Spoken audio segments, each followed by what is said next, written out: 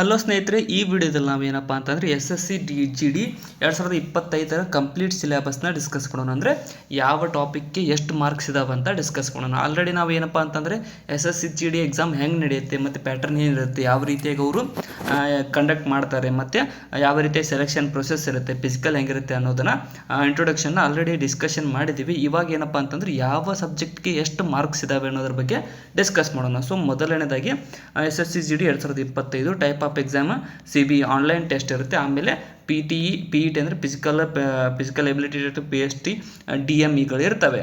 Next ಎಕ್ಸಾಮರ್ conduct ಮಾಡ್ತಕ್ಕಂಥದ್ದು 60 ನಿಮಿಷಗಳ ಕಾಲ ಇರುತ್ತೆ, 1 ತಾಸು ಎಕ್ಸಾಮ್ ಇರುತ್ತೆ.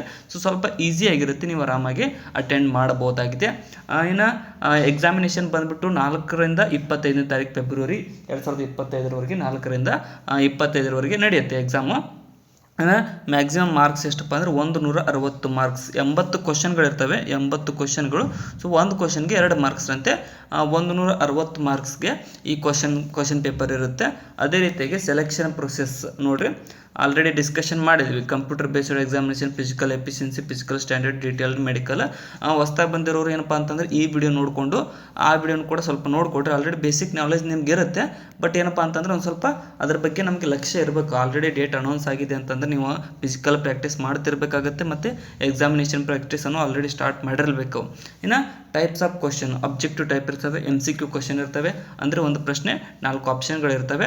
ಸೊ ಒಂದು ಕ್ವಶನ್ಗೆ 2 ಮಾರ್ಕ್ಸ್ ಇರುತ್ತೆ. ಅದೇ ರೀತಿಯಾಗಿ ನೀವು ತಪ್ಪು ಮಾಡಿದ್ದಲ್ಲಿ 0.25 ನೆಗೆಟಿವ್ ಮಾರ್ಕಿಂಗ್ ಇರುತ್ತೆ. ಅಂದರೆ ನೀವು ಯಾವುದಾದ್ರೂ ಒಂದು ಪ್ರಶ್ನೆಗೆ ತಪ್ಪು ಮಾಡಿದರೆ ಅದರಿಂದ 0.25 ಮಾರ್ಕ್ಸನ್ನು ಕಡಿತ ಆಗುತ್ತೆ. ನೆಕ್ಸ್ಟ್ ಇನ್ನು ಎಕ್ಸಾಮಿನೇಷನ್ ಸಬ್ಜೆಕ್ಟ್ ನೋಡಿರಿ, ಜನರಲ್ ಇಂಟೆಲಿಜೆನ್ಸ್ ಮತ್ತು ರೀಸನಿಂಗ್ಗೆ 20 ಕ್ವಶನ್ಗಳು ಇರ್ತವೆ. 20 ಕ್ವಶನ್ ಅಂತ ಅಂದರೆ 40 ಮಾರ್ಕ್ಸ್ ಆಯಿತು. ಅದೇ ರೀತಿಯಾಗಿ ಜನರಲ್ ನಾಲೆಜ್ ಮತ್ತು ಜನರಲ್ ಅವೇರ್ನೆಸ್ಗೆ 20 ಕ್ವಶನ್, ಇದು 40 ಮಾರ್ಕ್ಸು. ಎಲಿಮೆಂಟ್ರಿ ಮ್ಯಾಥಮೆಟಿಕ್ಸ್ ಅಂತ ಬರುತ್ತೆ, ಇದಕ್ಕೂ 40 ಮಾರ್ಕ್ಸು. ಇನ್ನು ಇಂಗ್ಲೀಷ್ ಆರ್ ಹಿಂದಿ ಗ್ರಾಮರ್ ಬರುತ್ತೆ, ಇದಕ್ಕೆ 40 ಮಾರ್ಕ್ಸು. ಸೊ ಎಷ್ಟಾಯಿತು ಟೋಟಲ್? 160 ಮಾರ್ಕ್ಸ್, 160 ಮಾರ್ಕ್ಸಿಂದು ಎಕ್ಸಾಮ್ ಆಯಿತು, 160 ಮಾರ್ಕ್ಸ್.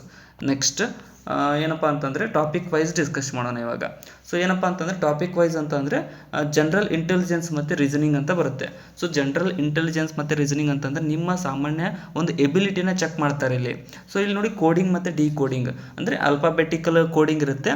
ಏನಂದರೆ ಒಂದು ಸೆಂಟೆನ್ಸ್ ಕೊಟ್ಟಿರ್ತಾರೆ ಟಾಪಿಕ್, ನಾವು ಈ ಟಾಪಿಕ್ ಅನ್ನುವಂಥದ್ದನ್ನು 3, 0, 4, 5, 6 ಅಂತ ಬರೆದ್ರೆ ಇನ್ನೊಂದು ಕೊಡ್ತಾರೆ. ಅದೇ ರೀತಿಯಾಗಿ ವಿಂಟೇಜನ್ನು ಯಾವುದಾದ್ರೂ ಒಂದು ನಂಬರು 5, 6, 7, 8, 9, 0 ಅಂತ ಬರೆದ್ರೆ ನಾವು ಈ ಸ್ಟೋರೇಜ್ ಅನ್ನುವಂಥದ್ದನ್ನು ಯಾವ ರೀತಿಯಾಗಿ ಬರೀಬಹುದು, ಡಿಕೋಡಿಂಗ್ ಮಾಡಿ ಅಂತ ಕೇಳ್ತಾರೆ. ಸೊ ಈ ರೀತಿಯಾದ ಪ್ರಶ್ನೆಗಳು ಕೋಡಿಂಗ್ನಲ್ಲಿರ್ತವೆ. 2ರಿಂದ 3 ಮಾರ್ಕ್ಸಿಗೆ ಇರುತ್ತೆ. ಅಂದರೆ 3 ಮಾರ್ಕ್ಸಿಗೆ ಈ ಪ್ರಶ್ನೆಗಳು ಇರುತ್ತೆ, 1ರಿಂದ 2 ಕ್ವಶನ್ಗಳು ಕೇಳಿರ್ತಾರೆ.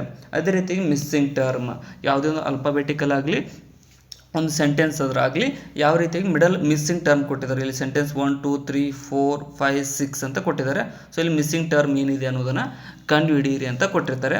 ಅದರಲ್ಲಿ ಏನಪ್ಪ ಅಂದರೆ 1ರಿಂದ 2 ಪ್ರಶ್ನೆಗಳು ಬರ್ತವೆ, ಅಂದರೆ 2ರಿಂದ 3 ಮಾರ್ಕ್ಸಿನ ಪ್ರಶ್ನೆಗಳಿರ್ತವೆ. ಅದೇ ರೀತಿಯಾಗಿ ನೆಕ್ಸ್ಟ್ ವೆನ್ ಡಯಾಗ್ರಾಮ್ ಅಂದರೆ ತುಂಬ ಜನಕ್ಕೆ ಗೊತ್ತಿಲ್ಲ ಅನ್ಕೊತೀನಿ, ಎಕ್ಸಾಮ್ದಲ್ಲಿ ಕೇಳ್ತಾರೆ. ಏನಪ್ಪ ಅಂದರೆ ಒಂದು ಸೆಂಟೆನ್ಸನ್ನು ಕೊಟ್ಟಿದ್ದಾರೆ. ಸೊ ಎಲ್ಲ ಹಕ್ಕಿಗಳು ಹೂವುಗಳಲ್ಲ, ಅದೇ ರೀತಿಯಾಗಿ ಎಲ್ಲ ಹೂವುಗಳು ಹಕ್ಕಿಗಳಲ್ಲ ಅನ್ನೋದ್ರ ಬಗ್ಗೆ ಕೊಟ್ಟು ಅದನ್ನು ವೆನ್ ಡಯಾಗ್ರಾಮ್ ಅಂದರೆ ಈ ರೀತಿಯಾಗಿ ಚಿತ್ರಣವನ್ನು ಮಾಡಿಕೊಂಡು, ಸೊ ಈ ರೀತಿಯಾಗಿ ರೌಂಡ್ ವೆನ್ ಡಯಾಗ್ರಾಮ್ಸ್ ಅಂತ ಬರ್ತವೆ. ಸೊ ಅದರ ಮೂಲಕ ನಾವು ಆನ್ಸರನ್ನು ಕಂಡು ಹಿಡಿಬೇಕಾಗತ್ತೆ. ಸೊ ಅದನ್ನು ನಾನು ನೆಕ್ಸ್ಟ್ ಬರ್ತಕ್ಕಂಥ ದಿನಗಳಲ್ಲಿ ನಿಮ್ಗೆ ಹೇಳ್ತಾ ಹೋಗ್ತೀನಿ. ಸೊ ಟಾಪಿಕ್ ವೈಸ್, ಬಟ್ ನಿಮ್ಗೊಂದು ಸ್ವಲ್ಪ ಐಡಿಯಾ ಇರಲಿ ಯಾವ ಟಾಪಿಕ್ಗೆ ಎಷ್ಟು ಮಾರ್ಕ್ಸ್ ಇದಾವಂತ. 1ರಿಂದ 2 ಮಾರ್ಕ್ಸ್ ಇರುತ್ತೆ. ಸೊ ವೆನ್ ಡಯಾಗ್ರಾಮ್ಗೆ ಸಂಬಂಧಪಟ್ಟಿರ್ತಕ್ಕಂಥ. ಇನ್ನು ಸಿಲಾಗಿಸಮ್ ಅಂತ ಅಂದರೆ ಏನಪ್ಪ ಅಂತಂದರೆ ಇದು 2 ಸೆಂಟೆನ್ಸ್ ಕೊಟ್ಟಿರ್ತಾರೆ. ಆ 2 ಸೆಂಟೆನ್ಸ್ನ ಆಧಾರದ ಮೇಲೆ ಆಪ್ಷನ್ಗಳಲ್ಲಿ ಒಂದಿಷ್ಟು ಟ್ರೂ ಆರ್ ಫಾಲ್ಸ್ ಸೆಂಟೆನ್ಸ್ಗಳನ್ನು ಕೊಟ್ಟಿರ್ತಾರೆ. ಸೊ ಇದರಲ್ಲಿ ಈ ಒಂದು ಕ್ವಶನ್ನಲ್ಲಿ ಇರ್ತಕ್ಕಂಥ ಸೆಂಟೆನ್ಸ್ಗಳ ಆಧಾರದ ಮೇಲೆ ಇವುಗಳಲ್ಲಿ ಯಾವುದು ತಪ್ಪು ಅಥವಾ ಯಾವುದು ಸರಿ ಇದೆ ಅನ್ನೋದನ್ನು ಗುರುತಿಸಿರಿ ಅಂತ ಕೇಳ್ತಾರೆ. ಸೊ ಸಿಂಪಲ್ ಇರ್ತವೆ, ಏನು ಕಾಂಪ್ಲಿಕೇಟೆಡ್ ಇರೋಂಗಿಲ್ಲ, ಆರಾಮಾಗಿ ನೀವು ಸಾಲ್ವ್ ಮಾಡಬಹುದಾಗಿದೆ. ಇನ್ನು ಪೇಪರ್ ಫೋಲ್ಡಿಂಗ್ ಪ್ರೊಸೆಸ್ ಅಂತೂ ನಿಮಗೂ ಈಸಿ ಅನಿಸುತ್ತೆ. ಏನಪ್ಪ ಒಂದು ಡಯಾಗ್ರಾಮ್ ಕೊಟ್ಟಿರ್ತಾರೆ, ಸೊ ಇಲ್ಲಿ ಏನಾದರೂ ಒಂದು ಮಿಸ್ ಮಾಡಿರ್ತಾರೆ, ಸೊ ಅದನ್ನು ಪೇಪರ್ ಫೋಲ್ಡಿಂಗ್ ಮುಖಾಂತರ ನೀವು ಕಂಡು ಹಿಡಿಯಿರಿ ಅಂತ ಇರುತ್ತೆ.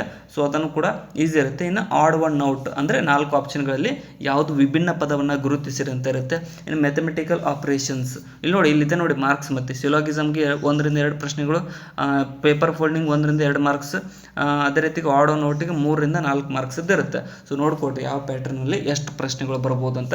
ಮ್ಯಾಥಮೆಟಿಕ್ಸ್ ಆಪರೇಷನ್ ಆಪ್ರೇಷನ್ ಅಂದರೆ ಸಂಬಂಧಪಟ್ಟಿರ್ತಕ್ಕಂಥ ಪ್ಲಸ್ ಮೈನಸ್ ಈ ಟೈಪ್ ಡಿವಿಷನ್ ಇವೆಲ್ಲ ಇರುತ್ತಲ್ಲ, ಆ ರೀತಿಯಾಗಿ ಆಪ್ರೇಷನ್ ಮೇಲೆ 1-2 ಮಾರ್ಕ್ಸಿಗೆ ಕೇಳ್ತಾರೆ.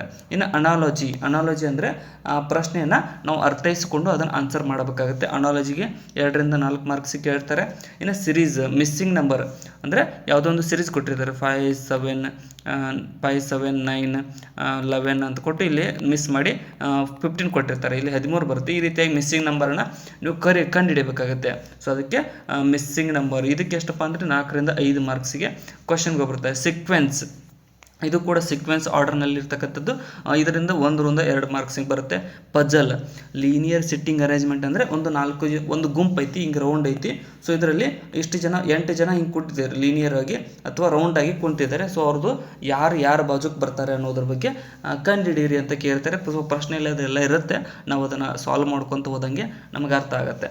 ಸೊ ಇದಕ್ಕೆ 2-3 ಮಾರ್ಕ್ಸಿಗೆ ಬರುತ್ತೆ.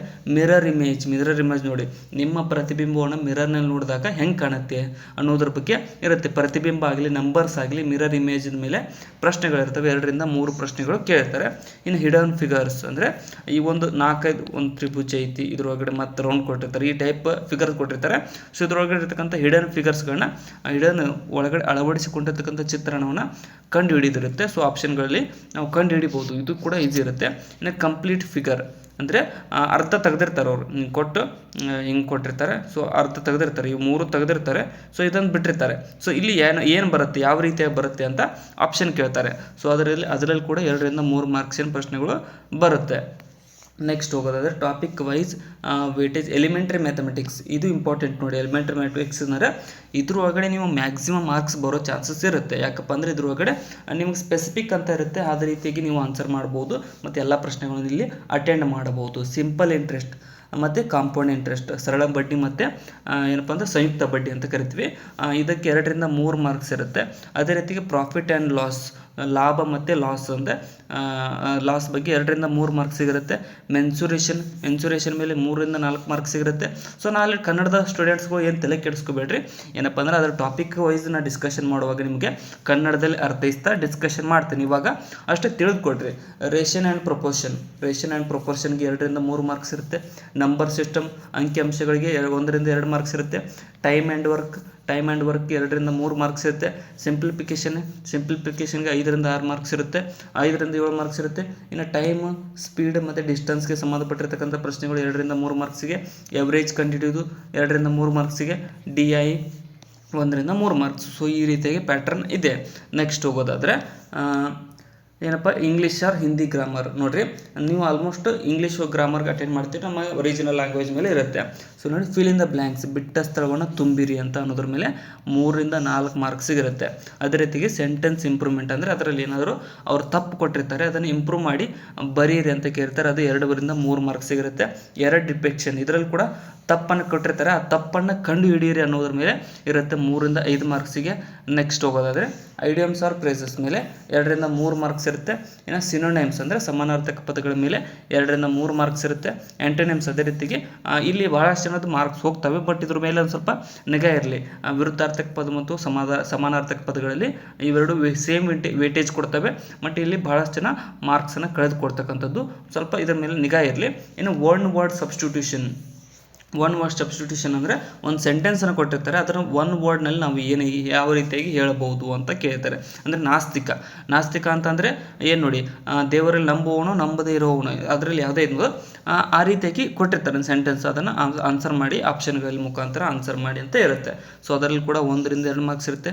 ಸ್ಪೆಲ್ಲಿಂಗ್ ಚೆಕ್, ಇದು ಕಂಪಲ್ಸರಿ.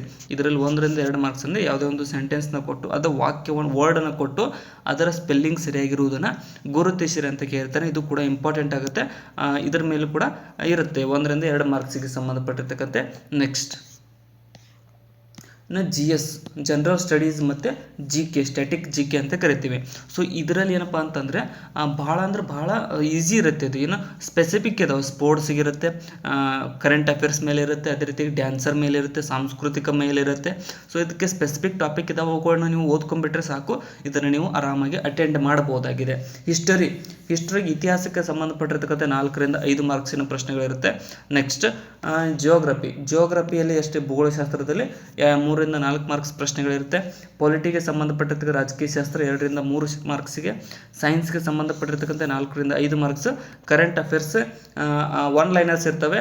ಸೊ 5ರಿಂದ 6 ಮಾರ್ಕ್ಸ್ ಅಂದರೆ 1 ಲೈನರ್ಸ್ ಅಂದರೆ ಒಂದು ವಾಕ್ಯದಲ್ಲಿ ಇರ್ತವೆ ಇವು ಅಷ್ಟೇ. ಇನ್ನು ಸ್ಟ್ಯಾಟಿಕ್ ಜಿಕೆ 6ರಿಂದ 7 ಮಾರ್ಕ್ಸ್, ಟೋಟಲ್ 20. ಸೊ ಈ ರೀತಿಯಾಗಿ ಇಲ್ಲಿಗೆ 4 ಪ್ಯಾಟರ್ನ್ ಮುಗೀತು. ಸೊ ಏನಪ್ಪ ಅಂದರೆ ಈ ರೀತಿಯಾಗಿ ಮಾರ್ಕ್ಸ್ ಡಿಸ್ಟ್ರಿಬ್ಯೂಷನ್ ಐತಿ. ಸ್ವಲ್ಪ ಐಡಿಯಾ ಇರಲಿ ನಿಮಗೆ. ಈ ರೀತಿಯಾಗಿ ನಾನು ನಾಳೆಯಿಂದ ಏನಿದೆಯಲ್ಲ ಒಂದೊಂದೇ ಟಾಪಿಕ್ ವೈಸ್ ನಿಮಗೆ ಸಿಲೆಬಸ್ನ ಕವರ್ ಮಾಡ್ತಾ ಹೋಗ್ತೀನಿ. ಅದಕ್ಕೋಸ್ಕರ ಕೊನೆವರೆಗೂ ನೋಡಿದ್ದಕ್ಕೆ ಎಲ್ರಿಗೂ ಧನ್ಯವಾದಗಳು. ಮತ್ತು ಹೊಸ್ತಾ ಬಂದಿರೋರು ಇನ್ನೂ ಸಬ್ಸ್ಕ್ರೈಬ್ ಮಾಡಿಲ್ಲ ಅಂತ ಸಬ್ಸ್ಕ್ರೈಬ್ ಕೂಡ ಮಾಡಿಕೊಡ್ರಿ. ಮತ್ತು ಏನಪ್ಪ ಅಂತಂದರೆ ಕಂಟಿನ್ಯೂಟಾಗಿ ಓದ್ರಿ, ಸಮಯ ತುಂಬ ಕಡಿಮೆ ಇದೆ. ಸೊ ಫಿಸಿಕಲಿ ಒಂದು ಸ್ವಲ್ಪ ಕಾನ್ಸಂಟ್ರೇಟ್ ಮಾಡಿ. ಏನಪ್ಪ ಅಂತಂದರೆ ಎಕ್ಸಾಮ್ನ ಭಾಳಷ್ಟು ಜನ ಪಾಸ್ ಮಾಡ್ತಾರೆ, ಫಿಸಿಕಲ್ನಲ್ಲಿ ಫೇಲ್ ಆಗಿರ್ತಕ್ಕಂಥದ್ದು ಕಂಡು ಬಂದಿದೆ. ಭಾಳಷ್ಟು ಜನ ಸ್ಟೂಡೆಂಟ್ಸದ್ದು ಹೇಳಿರ್ತಕ್ಕಂಥದ್ದು. ಅದರ ಮೇಲೆ ಸ್ವಲ್ಪ ನಿಗಾ ವಹಿಸಿ. ಏಜ್ ಲಿಮಿಟ್ ನಿಮಗೆ ಕಡಿಮೆ ಇದೆ, ನಿಮಗೆ ಬೇಗ ಸಮಯ ಅಂದರೆ ಅಗ್ನಿವೀರ್ ಮತ್ತು ಆ ವಾಯುಪಡೆ, ಏರ್ಫೋರ್ಸ್ ಮತ್ತು ಅವು ಎಲ್ಲದಕ್ಕಿಂತ ಇದು ಸ್ವಲ್ಪ ಬೆಟರ್ ಆಗುತ್ತೆ, ಸೆಕ್ಯೂರ್ಡ್ ಜಾಬ್ ಇರುತ್ತೆ. ಸೊ ಅದಕ್ಕೋಸ್ಕರ ಹೇಳ್ತಾ ಇರೋದು. ಪೋಸ್ಟ್ ಕೂಡ ಜಾಸ್ತಿ ಇರ್ತವೆ. ಸೊ ಅಪ್ಲಿಕೇಶನ್ ಕೂಡ ಹಾಕಿರ್ತೀರಿ. ಅದೇ ರೀತಿಯಾಗಿ ಏನಪ್ಪ ಅಂದ್ರೆ ನಾಳೆಯಿಂದ ಸಿಲೆಬಸ್ ಸ್ಟಾರ್ಟ್ ಆಗುತ್ತೆ. Thank you so much. ಕೊನೆವರೆಗೂ ನೋಡೋದಕ್ಕೆ ಧನ್ಯವಾದಗಳು. ಮತ್ತು ಡಿಸ್ಕ್ರಿಪ್ಷನ್ ಇರತಕ್ಕಂಥ ನಮ್ಮ ಚಾನಲ್ನ ಲಿಂಕನ್ನು ಕೂಡ ಫಾಲೋ ಮಾಡಿಕೊಡ್ರಿ. ಮತ್ತು ಏನಪ್ಪ ಅಂದರೆ ಹೊಸದಾಗಿ ಏನಾದರೂ ಡೌಟ್ ಬಂದರೆ ಟೆಲಿಗ್ರಾಮ್ ಹೋಗಿ ನನ್ನ ಕಾಂಟ್ಯಾಕ್ಟ್ ಡೈರೆಕ್ಟ್ ಸಿಗುತ್ತೆ. ಅದರಲ್ಲಿ ನೀವು ಮೆಸೇಜ್ ಮಾಡಿದರೆ ನಾನು ನಿಮಗೆ ರಿಪ್ಲೈ ಮಾಡ್ತೀನಿ. Thank you so much.